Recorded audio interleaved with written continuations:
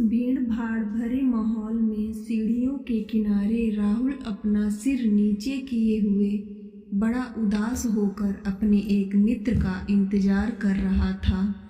उसी समय सुनील आता है और राहुल के कंधे में हाथ मारता हुआ पूछता है, अरे यार राहुल, तूने तो हद ही कर दी। तेरी शादी को अभी 1 सप्ताह भी नहीं हुआ और तू फिर से जॉब में ऑफिस जा रहा है।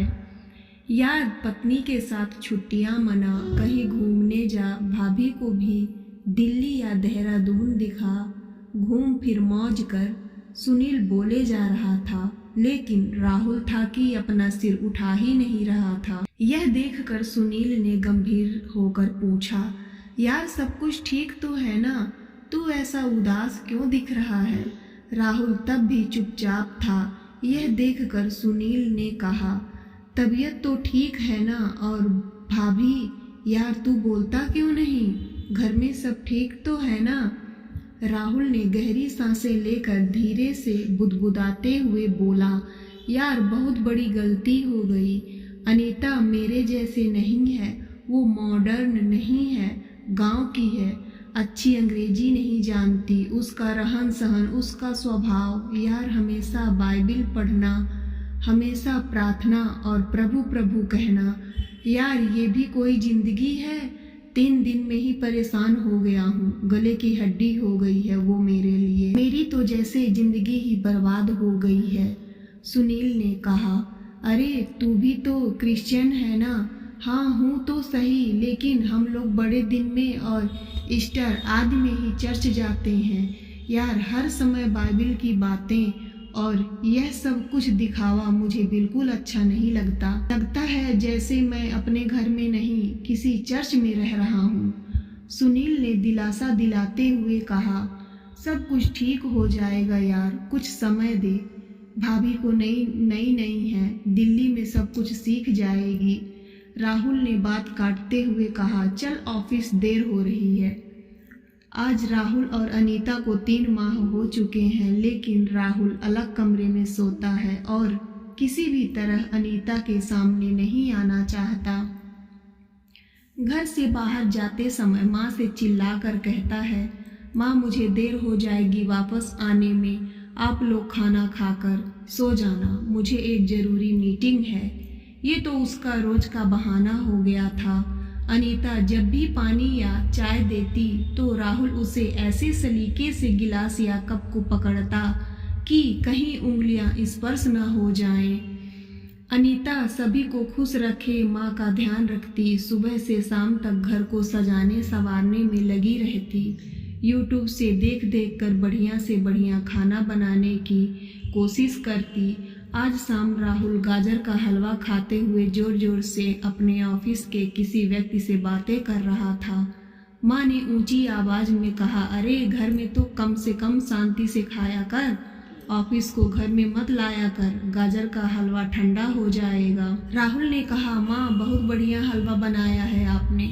माँ ने कहा, मैंने नहीं, बहू ने बनाया है। यह सुनकर तो राहुल के जैसे सांप सूख गया। वह चुपचाप अपना फोन उठाकर डाइनिंग हॉल की और चला गया और फाइलें पलटने लगा। माँ को अंदाजा तो था कि इन दोनों के बीच कुछ तो पक रहा है जो ठीक नहीं है। माँ जानती थी कि राहुल बचपन से जिद्दी है। माँ भी सोच रही थी कि राहुल और अनीता को कुछ समय चाहिए, धीरे धीरे शायद सब कुछ ठीक हो जाएगा।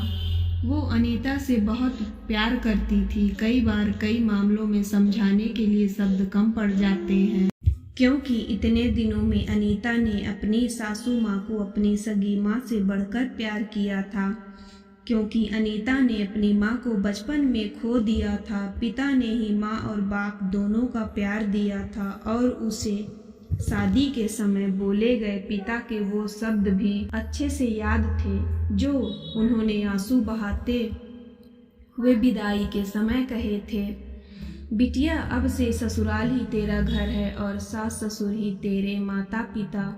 अनीता अपना कर्तव्य निभाने में कोई कसर नहीं छोड़ रही थी, लेकिन राहुल का यह स्वभाव उसे हर पल कांटे के जैसे चुभ रहा था। वो अपने घर में ही ऐसे महसूस कर रही थी जैसे वो राहुल के लिए बोझ है। अनीता ने ठान लिया कि अब वो ज़्यादा चुप नहीं रहेगी। वो इस विषय में राहुल से खुल के बात करेगी कि क्या कमी है मुझ में, क्यों वो एक से ऐसे गुनाह की सज़ा सह रही है जो उसने कभी की ही नहीं। वो ऐसा सोच ही रही थी कि राहुल ने चिल्लाया, माँ ऑफिस का टिफ़िन लगा दिया क्या?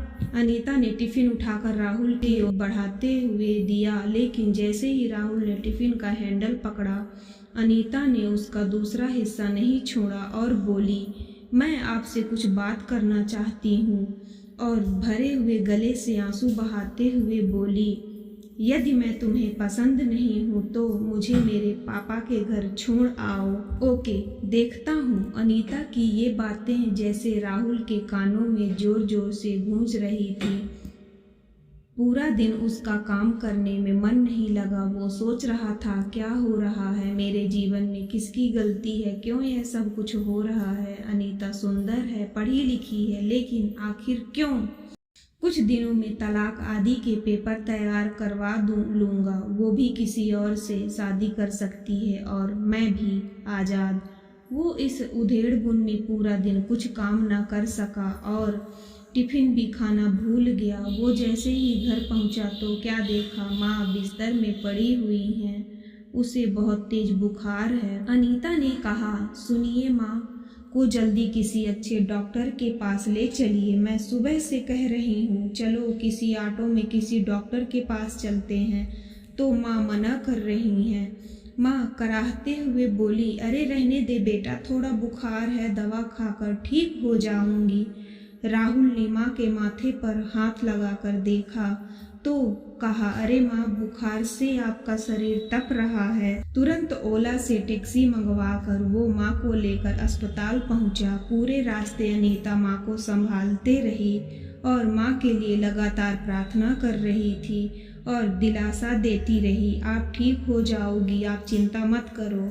डॉक्टर ने थोड़ी देर तक चेकअप किया और एक्सरे के बाद बताया, राहुल की माँ के पेट में रसोली है जिसका ऑपरेशन जल्द ही करना बहुत ज़रूरी है।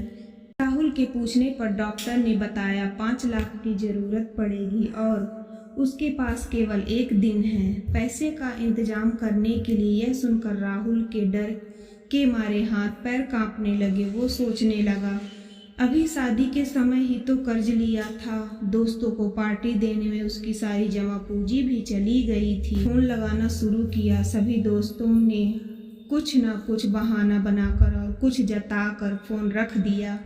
उसने ऑफिस में फ़ोन किया, वहाँ से भी मालिक ने कहा, देखो राहुल, लॉकडाउन के बाद वैसे भी हमारी कंपनी लॉस में चल रही है और आपने पहले भी एडवांस ले चुके हो, सॉरी, अभी हम आपकी कोई मदद नहीं कर सकते। राहुल पूरे 2 दिन तक पैसों के इंतजाम में जहाँ जा सकता था वहाँ गया, लेकिन उसके हाथ निराशा ही लगी। अंत में उसे लगा, मुझे डॉक्टर से कुछ और मोहलत लेनी चाहिए। यदि हो सके तो 2 या 3 दिन बाद यदि ऑपरेशन हो तो वो कहीं ना कहीं से लोन लेकर या घर के पेपर गिरवी रखकर पैसों का इंतजाम कर लेगा। थका हुआ वो अस्पताल पहुंचा और सीधे डॉक्टर के केबिन में जाकर डॉक्टर के पैसे पकड़ते हुए बोला, सर मुझे 2-3 दिन का और मोहलत दीजिए, मैं आपका सारा पैसा दे दूंगा और ऑपरेशन के भी पैसे भर दूंगा। आप बस मेरी माँ की जान बचा लीजिए, मैं आपका यह एहसान जिंदगी भर नहीं भूलूंगा। राहुल रो रहा था। डॉक्टर ने कहा, अरे तुम क्यों परेशान हो रहे हो, तुम्हें तो खुश होना चाहिए। ऊपर वाले ने तुम्हें इतनी अच्छी पत्नी दी है, उसने पूरा पैसा चुका दिया है। तुम्हारी माँ का ऑपरेशन तो हो चुका है और वो अब खतरे से बाहर हैं। वो अब बातें भी कर सकती हैं। आज छुट्टी हो जाएगी, आप अपनी माँ को घर ले जा सकते हैं। राहुल को सुनकर यकीन नहीं हुआ। वो दौड़ा और लेडीज वार्ड में माँ के पास पहुँचा तो देखा माँ बिस्तर में पीछे टिकी हुई बैठी है और अनीता उनके पैरों को हल्के हल्के से दबा रही है। राहुल को आज अपना कद अनीता के सामने बहुत छोटा लग रहा था। वो भी माँ के पैरों के पास जाकर बोला, माँ कैसी हो? तभी नर्स ने कहा, इन्हें थैंक यू बोलो, ये आपकी पत्नी हैं क्या? इन्होंने रात दिन सेवा की है और पूरी रात जिससे प्रार्थना की है। इनके जीवन के लिए राहुल अनीता से नजरें नहीं मिला पा रहा था, फिर भी नीचे देखते हुए बोला, अनीता को कहाँ से इंतजाम हुआ इतने पैसों का? अनीता ने कहा, मेरे पास कुछ पैसे जमा थे जो मैंने गांव में बच्चों को ट्यूशन पढ़ाकर कमाए थे, और कुछ जेवर थे उन्हें बेचकर। माँ ने धीरे धीरे आंखें खोलकर बुदबुदाते हुए बोली, बेटा ये मेरी बेटी से बढ़कर है। और अनीता का हाथ राहुल के हाथ में रखते हुए बोली, मैं तुम दोनों को हमेशा खुश देखना चाहती हूँ। राहुल के आंखों में पश्चाताप के आंसू अनीता के हाथों में गिर रहे थे।